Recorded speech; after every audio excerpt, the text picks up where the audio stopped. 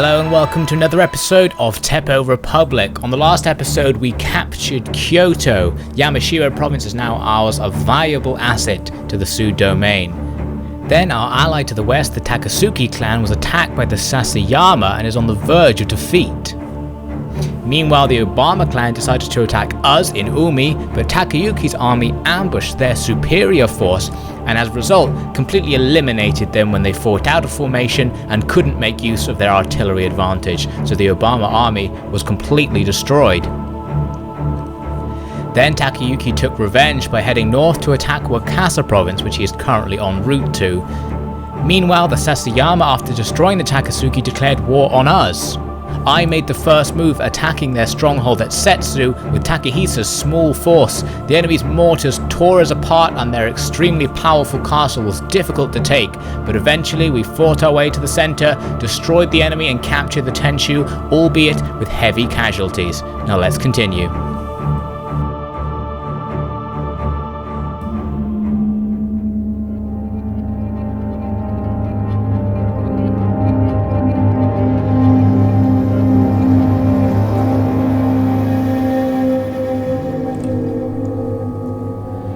Boys, I think it's finally time to make a decision that has been neglected for too long. We must settle the question of Tsu.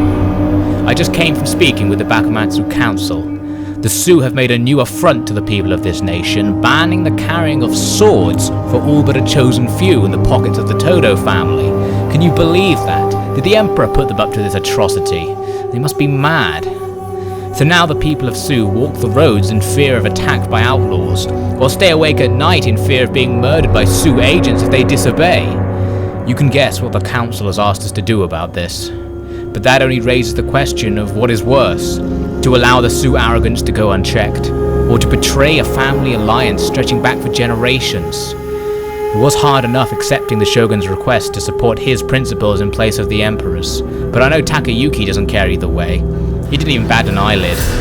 But now, the action we must take, well, it will have to be war, a betrayal that will dishonor our name forever, if we fail.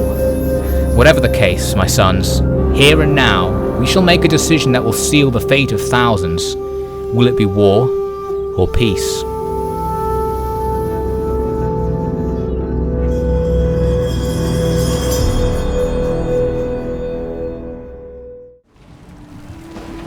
Here are the battle results from that heroic victory against the Sasayama forces where he attacked Settsu. I wanted to see the details just to see the losses. You can see that my Yari Kachi, who led the assault, took extreme casualties. Overall, lots of my melee units did quite poorly in terms of losing men, but the castle is ours, which is fantastic news. Not a particularly valuable place, but very easy to defend, as we just saw. So now I'm starting to get worried about the fact that soon I'm going to be declaring myself a republic, everyone will hate me, and I need to be as self-sufficient as possible before that time.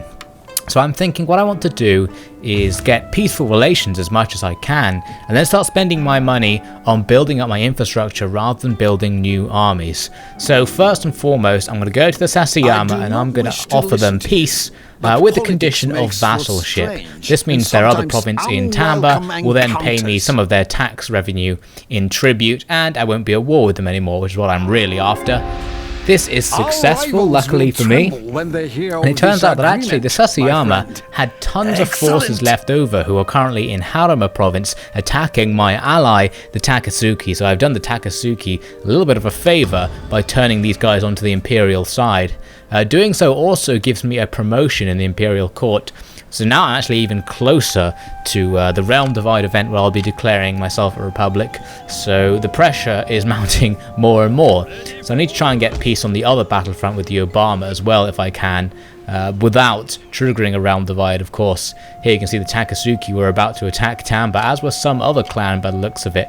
So it looks like the Takatsuki might have stolen Tamba from the Sasayama if I'd left them alone, but they themselves would have lost Harima. So anyway, that whole conflict's come to an end now.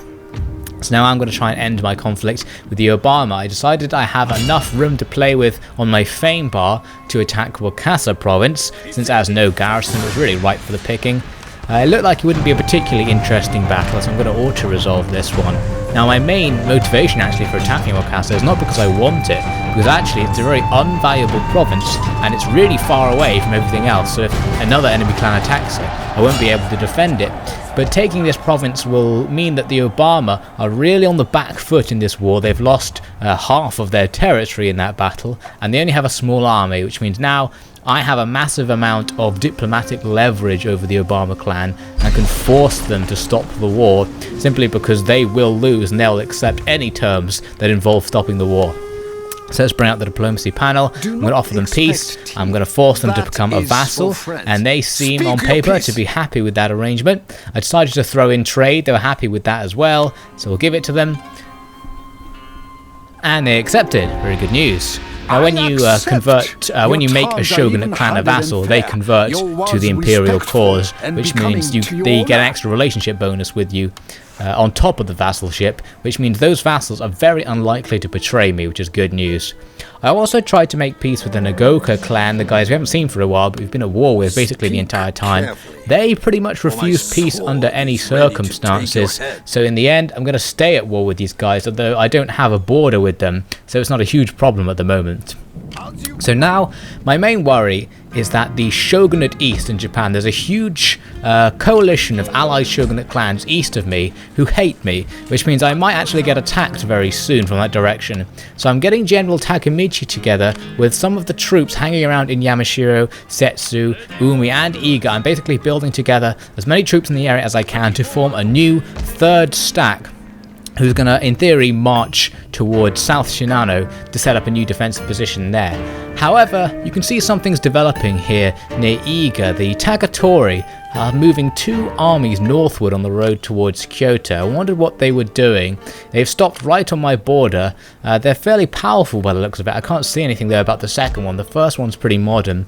So nearby I only really have Takehisa's army who can try and stop them. He won't be able to do much because his army is still depleted from the fight against the Sasayama.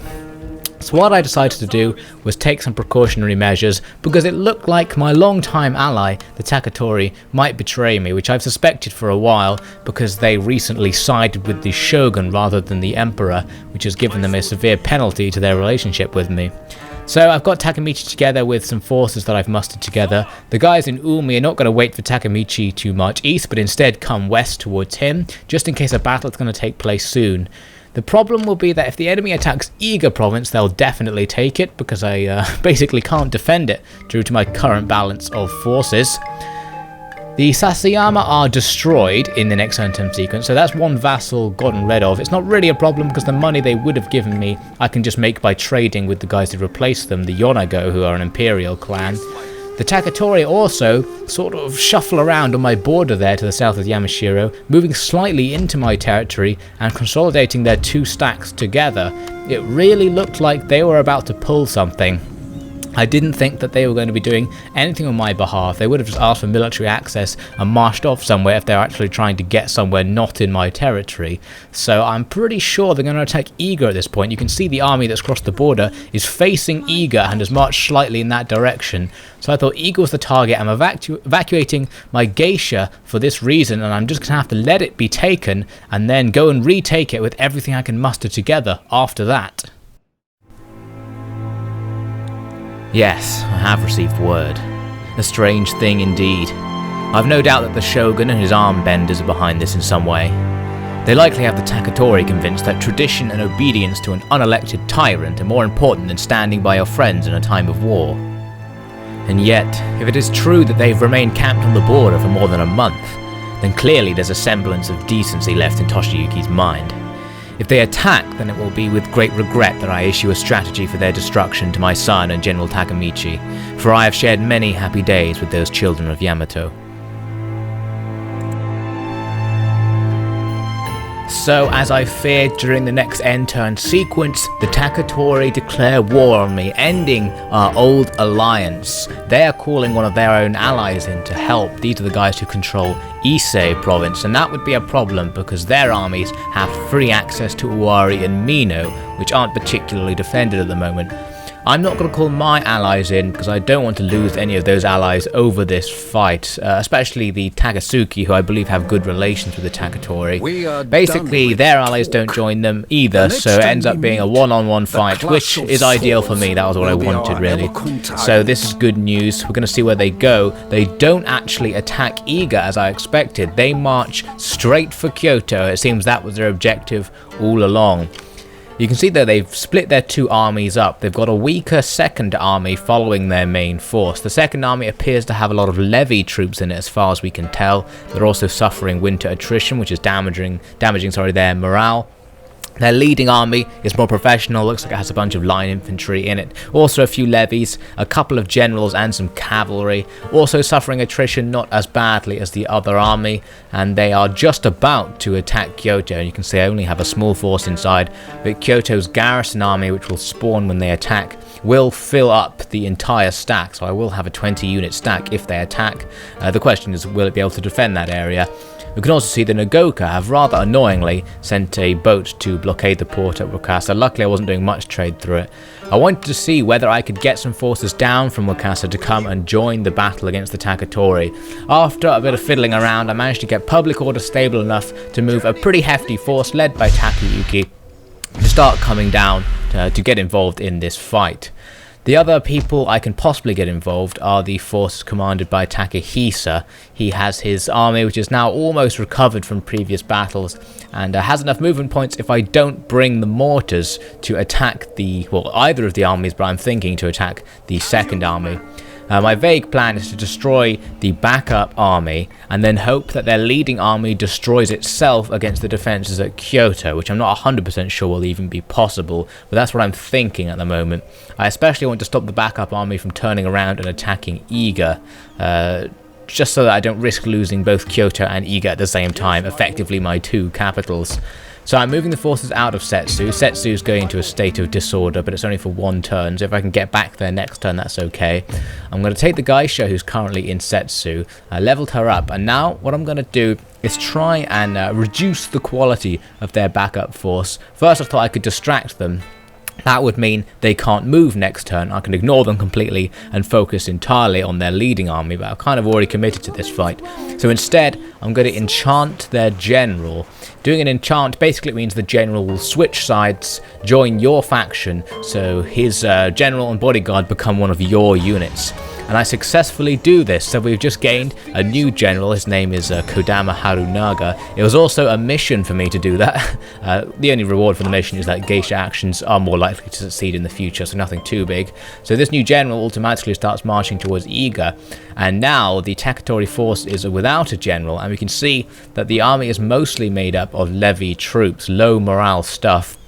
So I thought this is my opportunity to destroy it with the combined forces of Takahisa and Takamichi.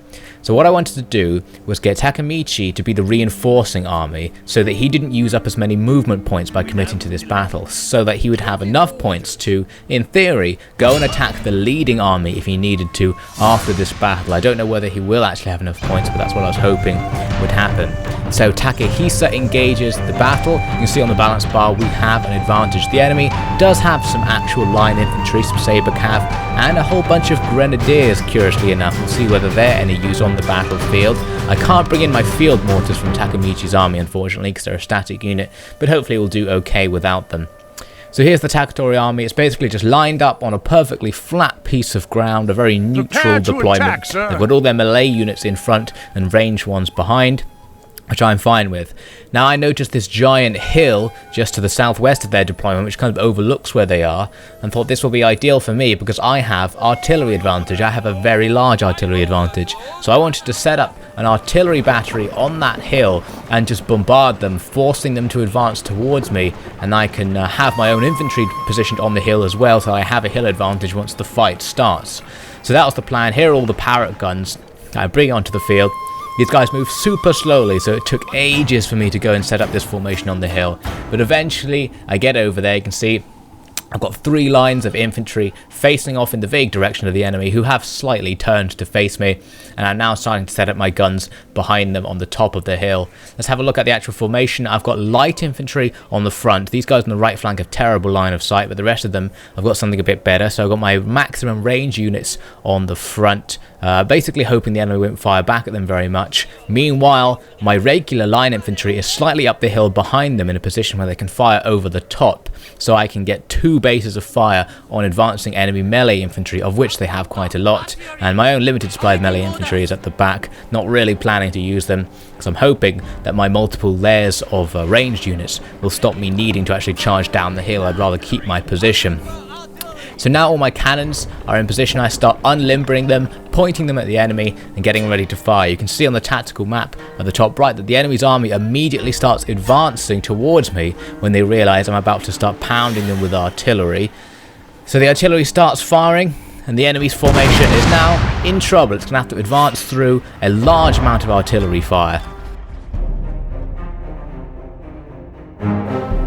No, we should hold steady. We clearly have them scared. They're just going to sit on that hill. We have the great access to provisions here, so to wait will be to our advantage. Besides, most of these men aren't all that used to fighting. Going uphill is unwise. We shall wait. Hang on, did you hear that? Oh mercy, they have artillery. Keep the lines steady, okay? They have guns on the hill. We can't stay here. If I pull the men back, they might panic and rout. Okay then, Herald, order an advance, forwards up the hill, attack I said. Don't just sit there, we have to close with them, for our noble Shogun. Well, here goes nothing.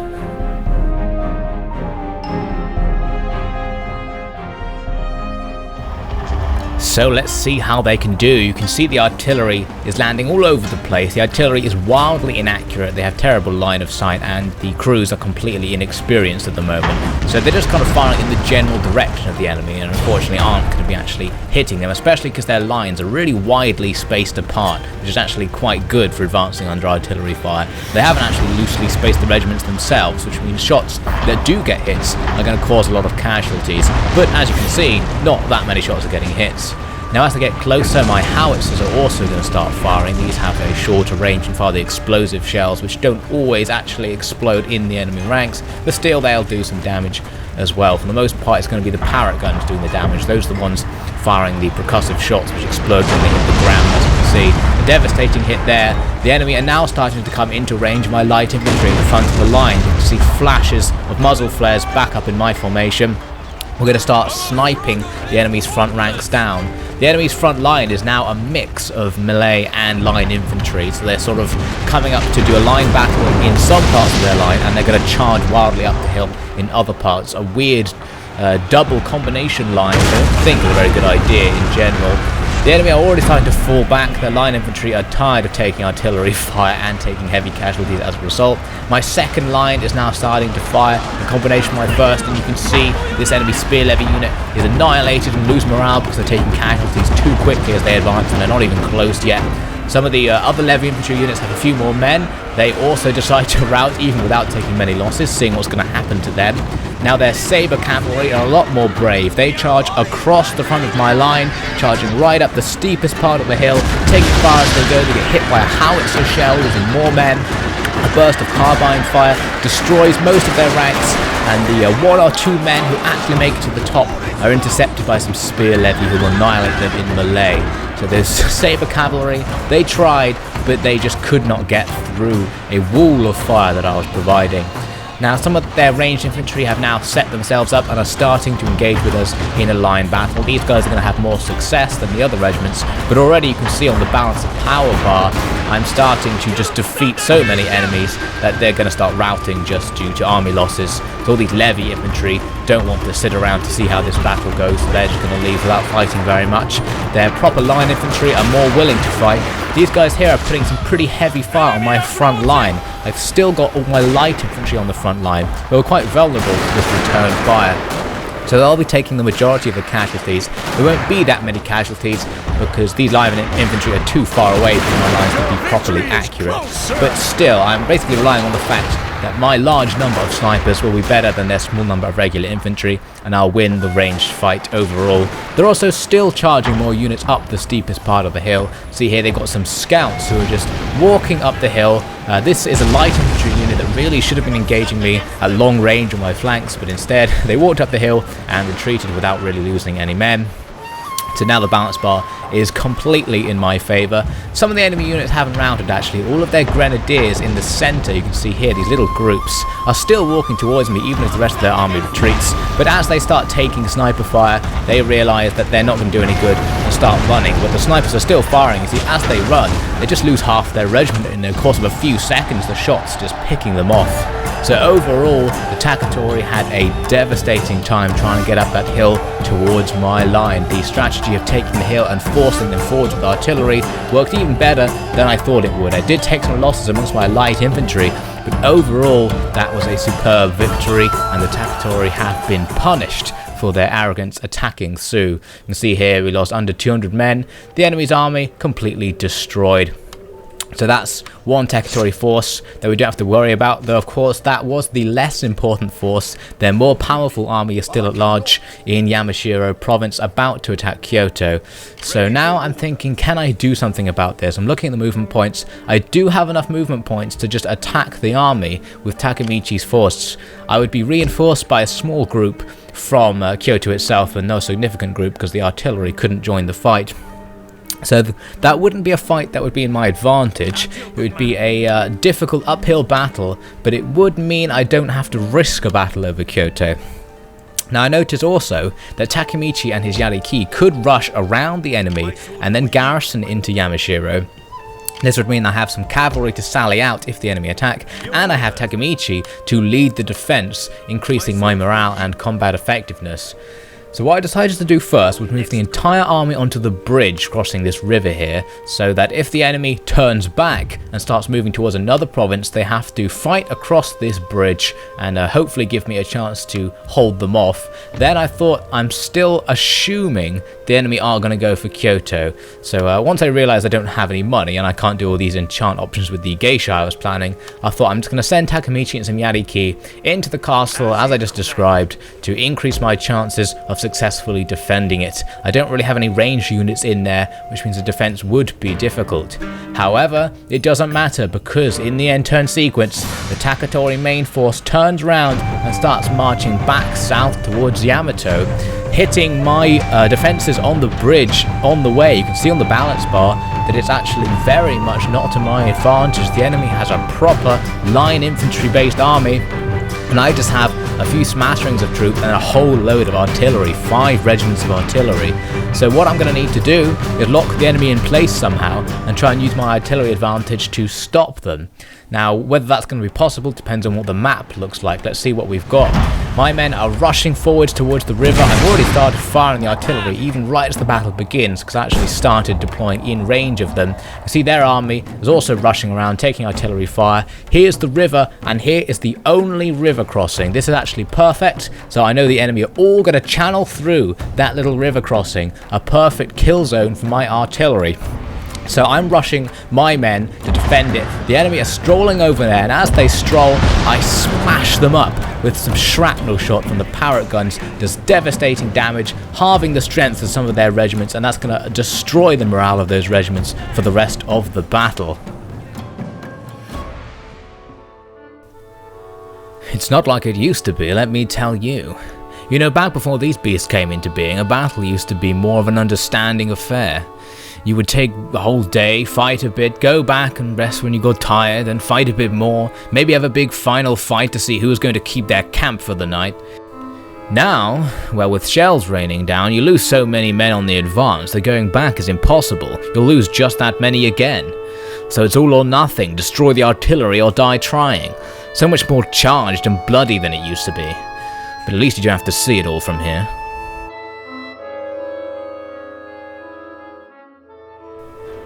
So I've just about got my men ready to defend the crossing. Rushing up, the enemy are just arriving. They're sending one of their general's units of cavalry, not their leading general. It's one of the sons of the enemy daimyo who's coming across the crossing. I don't know if they were trying to test my defenses or something like that. He basically just races across. I've just set up my line, who are now going to gun his Union cavalry down. The general himself is killed as he comes over the crest. The rest of the men shatter and start leaving the battlefield. They've also got another unit of general's men sitting at the vanguard, taking shots all the time, and now the rest of the infantry is starting to catch up. The problem is that the infantry are now bunching up, very vulnerable to artillery fire. Hit some more of them with shrapnel, which is devastating damage, especially because they've got their flanks exposed to my artillery, so shrapnel is extra damage. You can see they are actually just bunching together because they're trying to get in position to fire at my men, but they're not lining up properly. They're just getting to the point when they first come into range and then stopping to fire from there, which means all these guys who actually can't see my men because their allies are in front of them are being wasted, but are still vulnerable to artillery fire.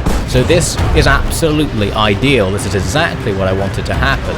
They do have a chance to attack me with their melee units who can charge across, stop my men from firing. If they can break through, they might even have a chance of getting to my artillery and stopping the bombardment. But it doesn't look like it's going to happen because my weight of fire is too heavy. And all of the enemy's ranged units at the back are taking serious damage from artillery fire. They're not really doing anything to stop it either. A lot of these units can't get into loose formations, so they're just going to have to take it. And the longer this battle goes on, the more in my favour it's going to be. You can see the balance bar has almost evened out to make it an even fight, even after just a few minutes. So as the fight goes on, it's going to get worse. You can see the enemy's whole formation is covered in smoke, is constantly being pounded by these shots. Their morale will not be doing too well. The fact that their main general is still alive at this point is helping them out. But it's not going to be very good in terms of keeping those men on the field. Here are the howitzer cannons. I've got mortars as well, and loads of parrot guns. The parrot guns are the guys who can fire the shrapnel, so they're doing devastating damage. They can't always do it. They have to wait a long time between each shrapnel volley. But still, when they do fire, it takes out half an enemy regiment, so it's definitely worth firing. Now I can see some of my line infantry is starting to be defeated because they have so many guys firing back at us that they are actually getting some hits in. One of my regiments actually got to wavering and almost fell back, but luckily it held on, the formation held strong, and they never properly actually managed to cross the river. They're still just trying to take me out from range and taking artillery fire the entire time. See here, all these guys just standing around, not firing, being completely wasted, just because a couple of guys on the edge of their formation are in range. So they've got about 5 guys firing at me while the rest of them just stand there. See the regiment behind this one just took huge casualties from shrapnel shot. They're starting to fall back. Now that their line infantry is falling back, that represents a serious loss of morale for their army. Whoa, look at that. Another enemy regiment devastated by shrapnel. Let's look back at the balance bar. It's pretty much entirely in my favour now. I've demolished the majority of the enemy army in just a couple of minutes there. You can see the entire field is covered in bodies. More shrapnel and shells are following the enemy off the field as they start to fall back. Just a huge field of enemy casualties, and the survivors are not going to hang around. This unit of scouts hanging around at the back is the last to rout my snipers, start taking them down, reducing them to half strength, and then they get out of here. So, a complete and total victory for the Sioux forces. Heroic victory, almost no casualties, and a massive enemy army, which was much stronger than ours, has been destroyed. A very fitting punishment for the Takatori traitors. So from now on, I think this war with the traitors will probably go in the Sioux's favour. We'll find out next time.